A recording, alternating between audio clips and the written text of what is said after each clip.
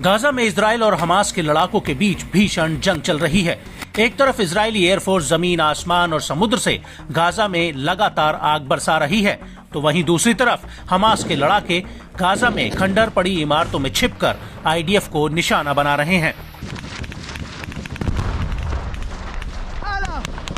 और अब इसी कड़ी में अल कासिम ब्रिगेड ने एक नया वीडियो जारी किया है, जिसमें उसने गाजा के आसमान में मुजाहिदीन ब्रिगेड के साथ मिलकर इजरायली एयरक्राफ्टों को मिसाइलों से तबाह करने का दावा किया है।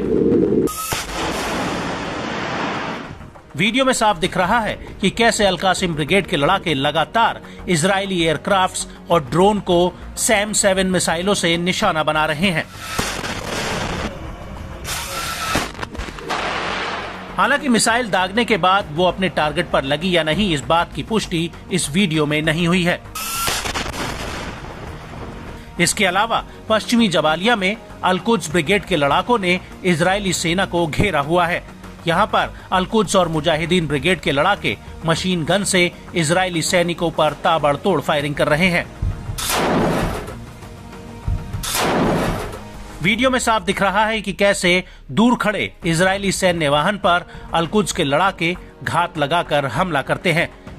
इन लड़ाकों के हाथों में मशीन गन होती हैं, जिससे दनादन फायरिंग हो रही है। इस वीडियो के अलावा खान यूनिस शहर का एक और वीडियो सामने आया है, जिसमें अल कुद्स के लड़ाके एक के बाद एक इजरायली टैंकों और सैन्य वाहनों को निशाना बना रहे हैं।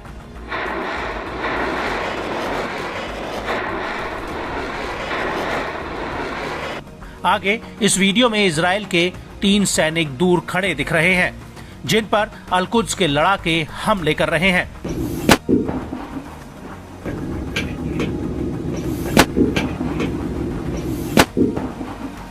अल कुद्स का दावा है कि उसने ये हमले इजरायली सेना की सप्लाई लाइन और पोजीशंस पर किए हैं।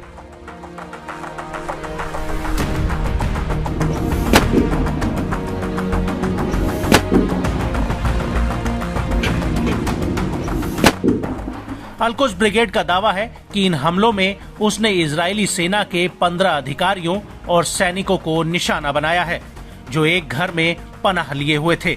अल कुद्स का कहना है कि उसने ये हमला दक्षिणी गाजा के खान यूनिस शहर के हाउज इलाके में किया है और उसका हमला एकदम सटीक रहा।